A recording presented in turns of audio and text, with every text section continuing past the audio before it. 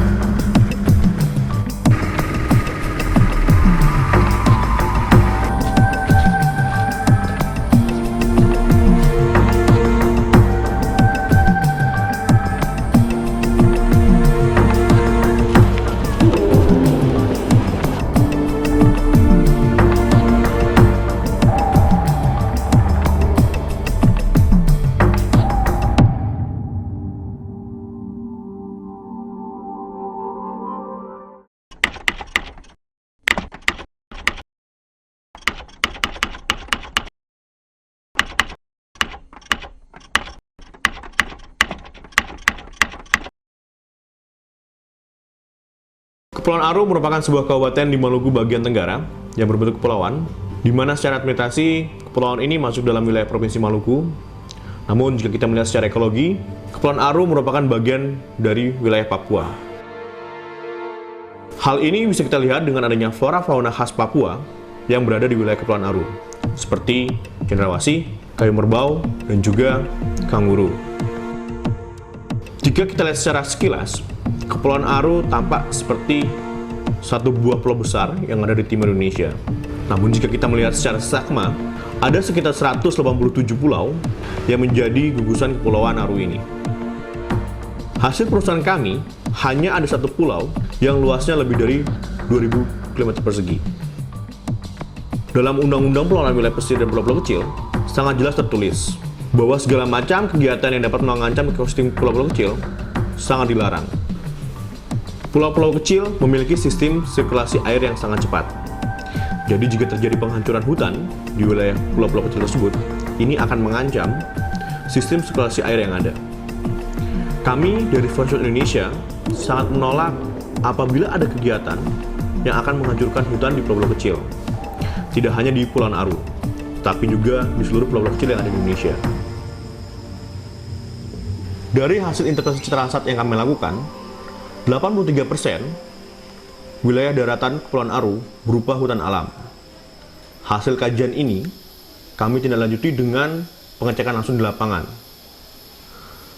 Hasilnya memang benar bahwa sebagian besar daratan Kepulauan Aru berupa hutan alam.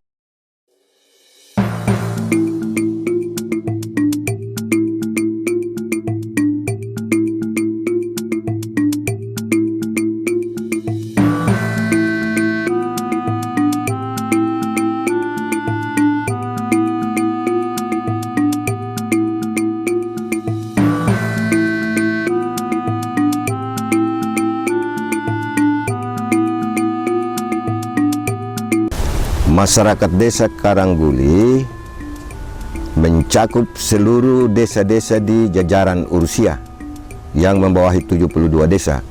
Pasti menolak Menara Group. Pokoknya perusahaan yang mau berusaha di hutan secara besar-besaran itu kami tolak. Yang disebut Ursia adalah terdiri dari 72 desa. Namun 72 desa tidak melekat pada tanah besar, tetapi ada yang pulau-pulau kecil. Sehingga kalau tanah besar dihabiskan, berarti masyarakat Kepulauan Aru teristimewa. Desa-desa Ursia akan mati hidup. Artinya hidup itu tidak sama sekarang ini. Karena hutan kami sudah habis. Berarti kami mau berburu, kami mau nokok sagu juga tidak bisa. Karena dusun-dusun kami sudah dihabiskan. Kita bisa bayangkan saja kalau hutan kita ini gundul. Lalu generasi kita berikut, mereka mau bangun rumah kayu susah. Lalu kalau sudah begitu, dia berdampak ke hasil laut juga. Habitat laut, karena ini pabrik besar-besaran. Jadi tanggapan saya terhadap PT Manara Group ini memang dia berdampak sangat negatif sekali bagi masyarakat Taro ke depan.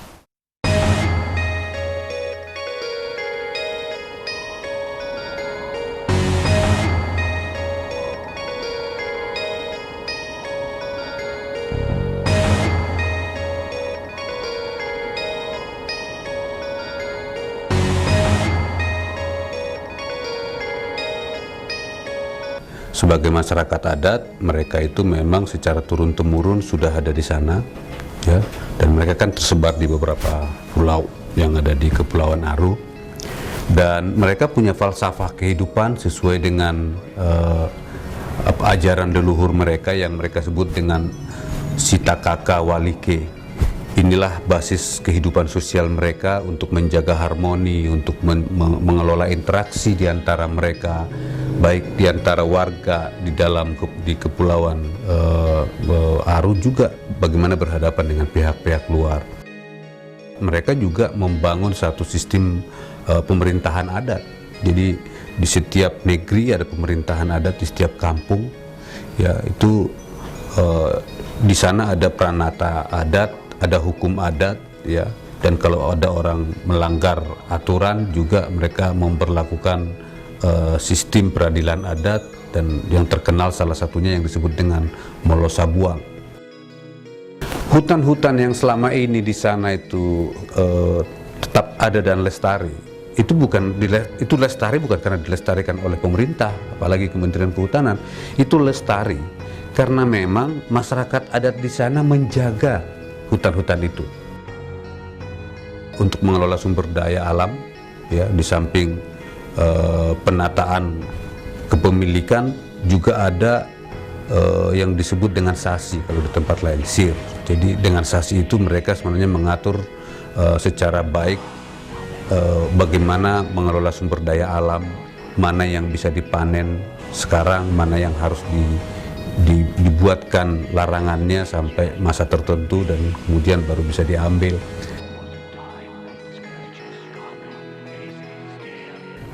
Jadi sebenarnya dengan putusan MK 35, ya, hutan adat yang ada di sana itu adalah hak adatnya masyarakat adat yang ada di Kepulauan Aru.